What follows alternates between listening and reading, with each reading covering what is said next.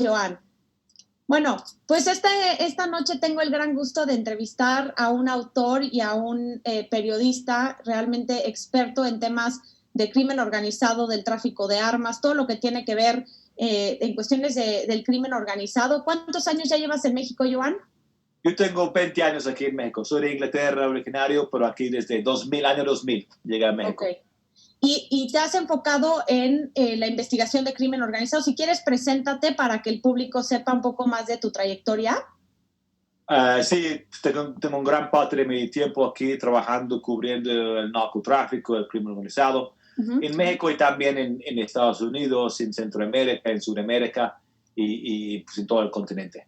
Muy bien, y quiero que todos sepan, el día de mañana sale su nuevo libro, se llama, Sí. ¿no? Blood, Sí, Gun sí. and Bueno, Money. este es el libro que tengo una investigación de unos 4 años, también complementando el otro 20 años que tengo aquí, pero Blood, Gun, Money, How America Arms Gangs and Cartels, o como sangre, arma, dinero, como Estados Unidos arma las pandillas y los cárteles.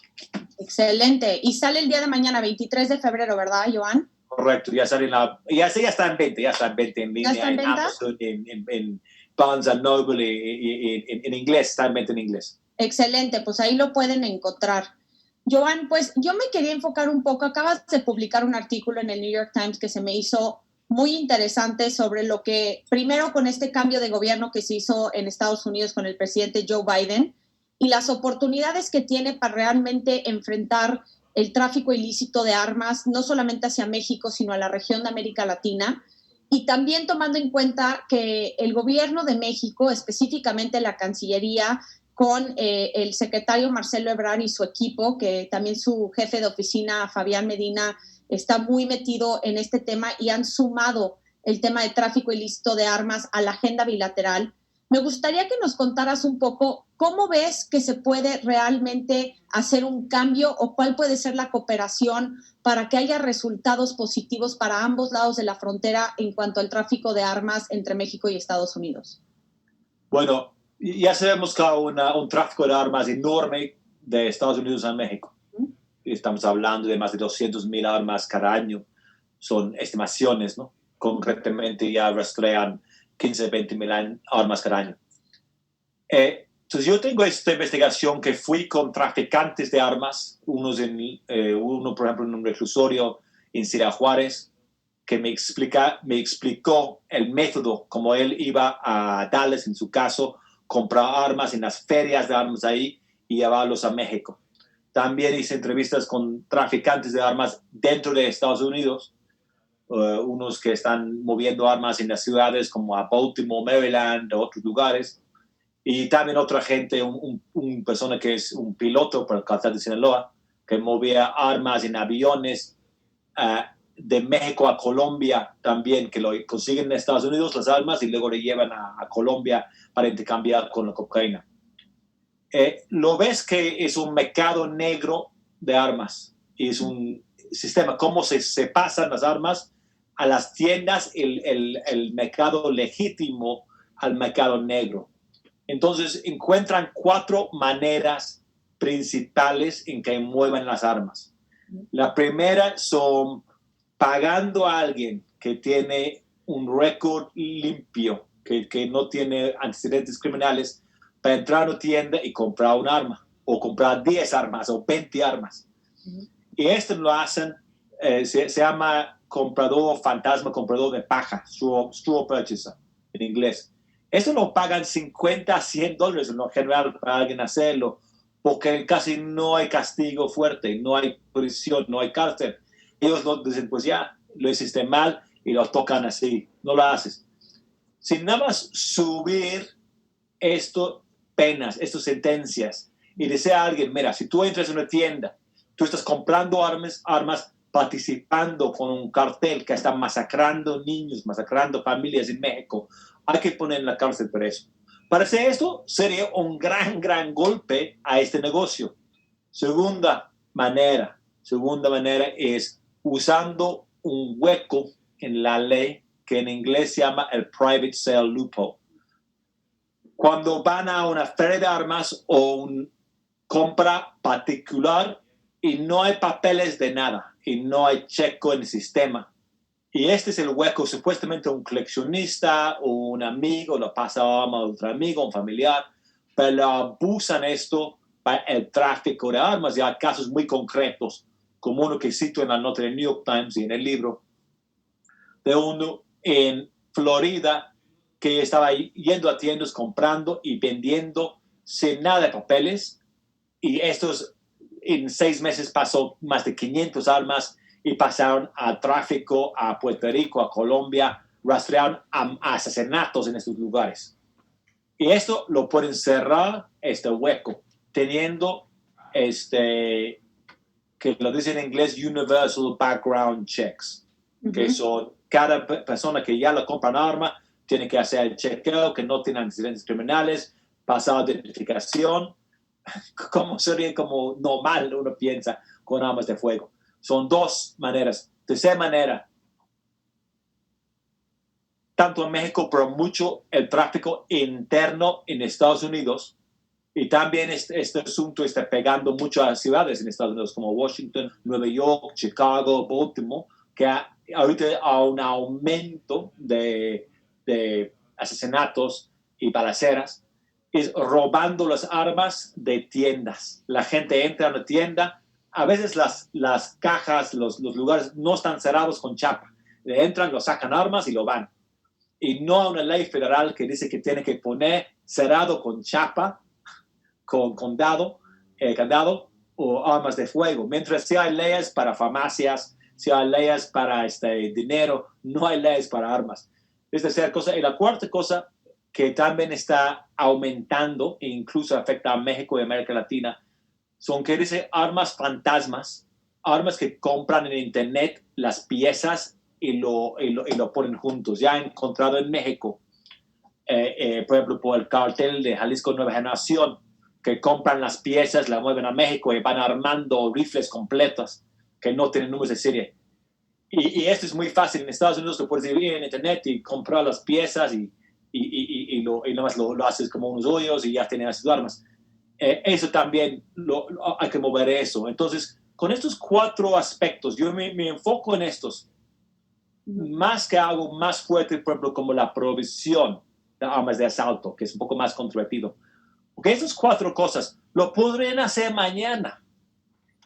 La cuestión de Universal Background Checks tiene un apoyo de 89% de estadounidenses y hasta 81% de conservadores. La mayoría de la gente, incluso que tiene armas, está en favor de eso. Entonces, esto lo podría pasar mañana, aprobar mañana, y ya tienen mayoría en el Senado. Entonces, realmente hay una ventana de oportunidad de mover en este aspecto. Ok.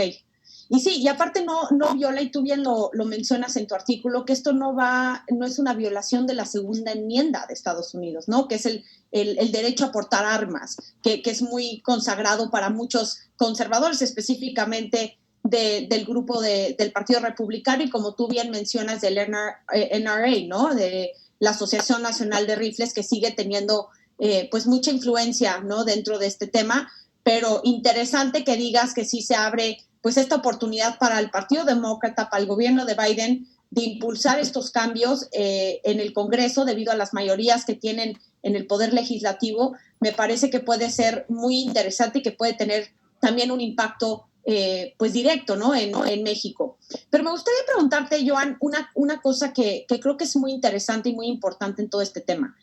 ¿Quiénes son estos grupos delictivos que están pasando las armas de Estados Unidos a México? Definitivamente tiene que haber una cadena de corrupción en ambos lados de la frontera. ¿Cómo realmente se están trasladando, ¿no? este flujo de armas provenientes de Estados Unidos a México y que luego se siguen distribuyendo por toda la región? Bueno, hay muchos diferentes grupos haciendo eso y hay diferentes ejemplos. Un ejemplo que lo tengo a perfil en el libro fue un traficante que estaba de Chihuahua, ya está en la cárcel de Ciudad Juárez. Pues él tuvo un pueblo de Chihuahua, iba a Dallas y estaba operando en un grupo de 3 personas. Uno que estaba en Dallas iba con él, compraba con él armas, usando el hueco, y lo llevo, y tiene otro socio en su pueblo en Chihuahua, moviendo las armas. Ahora, el cártel, que en aquel caso era el cártel de Juárez, cártel de Chihuahua, la línea, ellos cobraron a él. Entonces, él tuvo que pagar a ellos para el derecho de traficar armas en su territorio, pero estaban moviendo él en una forma independiente, pagando a ellos y también vendiendo armas a sus sicarios. Entonces, el cártel está involucrado, pero de una forma un poco más como no es tan directo, no es tan como... Pero otras cosas, también tengo una entrevista ahí en el libro con gente del barrio Azteca, que es un grupo, como sabe, que es un grupo que empezó en los reclusorios de Estados Unidos y luego se plasmó a México. Y ellos, como es una pandilla a los dos lados, que ya en México trabaja con el cártel de Juárez, ellos lo usan sus mismos gente que conseguía armas en Texas y moverlos a México. Entonces, que ustedes consiguen unos juguetes, ¿no? Como decimos, unos juguetes. Consiguen los juguetes y llévalos a México. Entonces, ellos lo mueven entre la misma pandilla. Otro ejemplo de una persona que trabajó para una empresa y él puso infraestructura a los dos lados de la frontera. Entonces él ponía cables fibra ópticos. Y él tenía un permiso por el gobierno de Estados Unidos a pasar la frontera. Entonces esto hablamos de una forma de corrupción del gobierno de Estados Unidos en eso. Okay. Y él pasaba con su identificación de gobierno de Estados Unidos, pasaba con camionetas llenas de armas, de piezas, ¿no? Y él estaba muy bien. Y también en esta misma franja ahí de Chihuahua a Texas. Entonces hay diferentes formas, diferentes grupos. Dentro de Estados Unidos lo ves, muchos delincuentes. Una cosa que encuentran mucho es hay mucho nexo entre que venden drogas y venden armas. Y hay mucho intercambio. Entonces lo digo que son como dos plantas que están como envueltas, ¿no? Porque sí, tienen... venenosas, ¿no? Lo dijiste en tu artículo.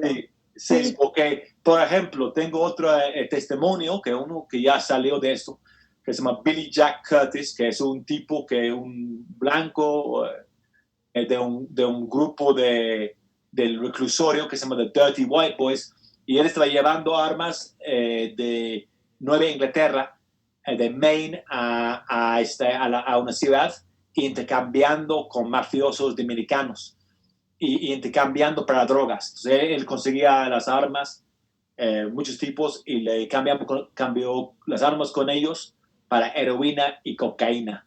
Sí. Otro traficante con que hablé que estaba en Baltimore y él vendía droga y primero intercambió con las armas y luego iba a conseguir armas y lo vendía a los noquillos que vendían en las esquinas. Entonces hay mucho intercambio y eso es una red, como hay tanto movimiento de armas, yo creo que muchos pequeñas cabezas y de repente encuentras operaciones más grandes como el cártel en sí mismo. En el juicio del Chapo lo ves que hablan del tráfico de armas más grandes y lo ves, por ejemplo, lo más grande que ha visto fue un camión grande con 147 AK-47 y lo pararon esto en la frontera de Texas. Este fue de los Zetas, este camión. Entonces hay muchos movimientos y también lo vimos históricamente, la corrupción, la complicidad o el mal comportamiento del mismo ATF, las policías en contra de esto, en el caso como Rápido o Furioso, ¿no? Cuando ellos estaban viendo las armas mover con la idea de construir un caso más grande en contra de todas las redes, pero no lo consiguieron y lo vieron más de 2,000 o casi 2,000 armas mover a México. Así es. Y justo me gustaría platicar, digo, estás muy interesante, ¿no? Porque aparte, primero el tema de la transacción de droga sí. por armas, también el hecho de que es una amplia red que se mueve no solamente en Estados Unidos, sino también en México para llevar las armas, la complicidad del gobierno estadounidense también en la distribución de ellas hacia la frontera sur de Estados Unidos. Pero mencionaste el caso del Chapo Guzmán. Joan. Y me parece que también en el artículo, y ya que compre tu libro también lo leeré con mucha atención, pero acaban de detener a la esposa del Chapo Guzmán, ¿no? A Emma Coronel, por presuntos cargos relacionados al tráfico de droga internacional por el cártel de Sinaloa. Y hemos visto en épocas y en meses recientes que la relación bilateral en temas de seguridad se ha visto pues dañada. Primero, como bien recordarás, el operativo fallido para detener al hijo del Chapo Guzmán, Ovidio Guzmán, en Culiacán. Luego la detención del general Cienfuegos, lo regresan a México, su exoneración. Hubo una reforma a la Ley de Seguridad Nacional en México para limitar las actividades de los agentes extranjeros, dígase FBI, la CIA, DEA. Entonces, sí se está viendo como una relación en materia de seguridad en donde uno reacciona y el otro pega y luego el otro pega y el otro reacciona. ¿Tú crees que este tema de agarrar a Emma Coronel sea un mensaje directo al gobierno de Andrés Manuel López Obrador en México por su estrategia de seguridad que ha implementado desde que llegó al poder? Esta detención apenas pasó y estamos aprendiendo apenas de eso. Sabemos que sí salió declarando de esto un fiscal nuevo que entró con el gobierno de Biden, ¿no? Uh-huh. Y también sabemos que según salió de una investigación del FBI, no de la DEA, pero del FBI, de Washington. Entonces no es exactamente la misma gente que estaban en el caso contra el Chapo. No es que en el Chapo los fiscales eran de Brooklyn, de Nueva York, y eran de agentes de la DEA enfrente de eso, ¿no?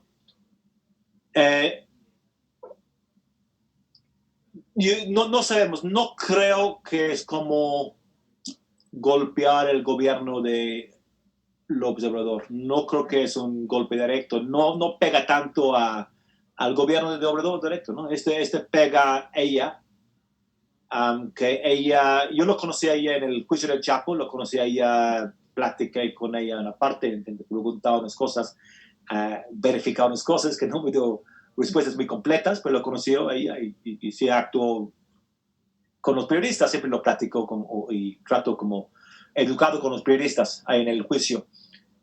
Ella parece que ella intentó en Estados Unidos mover y tener como una vida legítima usando una parte de la fama o la infamia de su esposo. Uh-huh.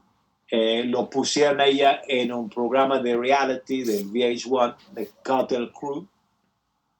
No digo que era mala de ella hacer esto, pero creo que es mal gusto del VH1, una forma de pagar a ella a hacer un reality show, ¿no? Y luego también empezaron como con marcas de moda y todo eso. Entonces está intentando ella rehabilitar en Estados Unidos y crear una vida legítima usando él para hacer esto, y este es un golpe fuerte eso, ¿no? No sabemos si los cargos son de narcotráfico que supuestamente pasó con el Chapo y ella estaba presente o involucrado o algo o tocó algo. Son cargos de conspiración, entonces no significa que necesariamente ella tocó droga, que ella podría ser por algo de dinero, con algo así que fue parte de una conspiración, o si son cargos más nuevos, algo pasó más nuevo, no sabemos todavía de qué trata eso. Y podría ser que el nuevo fiscal entra si quiere hacer un golpe mediático. Okay. Pero pues vamos a ver. Le pega al cártel de Sinaloa porque hemos visto, durante estos últimos años que el cártel de Sinaloa Nueva Generación se ha visto muy empoderado. Sí. No solamente en Sinaloa, sino también lo vimos en Guanajuato, lo vimos incluso con el ataque que hubo en la Ciudad de México, y estamos viendo cómo, ¿te acuerdas cuando publicaron este video donde parecía que era un ejército que podía rebasar al ejército mexicano y realmente tomó mucho revuelo no solamente a nivel nacional, sino en la comunidad internacional? ¿Tú ahorita ves al cártel de Sinaloa como el más poderoso en México? Si no es el más poderoso, está junto poderoso con el cártel de Jalisco, ¿no? Okay. Yo creo que estos cárteles son los dos más poderosos y luego igual sigue el cártel del Golfo después de estos. Sí, la forma en que el culicanazo, la forma en que los sicarios derrotaron el ejército mexicano, no derrotaron en el combate, y reclama el ejército mexicano eso, ¿no? Porque dice, pues nosotros estamos ganando realmente, aunque fuimos menos de ellos, según el ejército mexicano, eran 350 soldados contra 700 a 800 sicarios, y ellos estaban ganando en las calles, pero luego el gobierno lo puso a rendir. Entonces, en una forma, por fuerza de armas, el cartel y el grupo de los Chapitos derrotó el gobierno mexicano, derrotó el Estado mexicano en este día. Eso es un golpe tremendo. Es algo, y lo vemos también el grupo de los Chapitos dentro del cartel de Sinaloa, que es un grupo creciendo bastante fuerte. Pero que no creo que deteniendo a Emma Coronel va a ser un golpe importante el cartel de Sinaloa. No creo, y no hemos visto, si está involucrado, porque van a encontrar que está involucrado, no creo que podemos decir que es una figura alta en el cartel, ¿no? Que realmente va a ser un golpe fuerte, no es como agarrar uno de los hijos de Chapo ahorita, ¿no? Yo creo que es más mediático. Y sí, también no sabemos exactamente qué hizo o no hizo Emma Coronel. Ok. ¿Y tú crees que el gobierno de Biden vaya a presionar más a México para enfrentar y combatir al crimen organizado? Y me gustaría también preguntarte ahí si también lo puedes contestar. ¿Cómo ves el caso de Genaro García Luna en Estados Unidos, Joan? Bueno, en el primer caso de Biden, hay dos cosas que yo me gustaría que hace y qué va a hacer.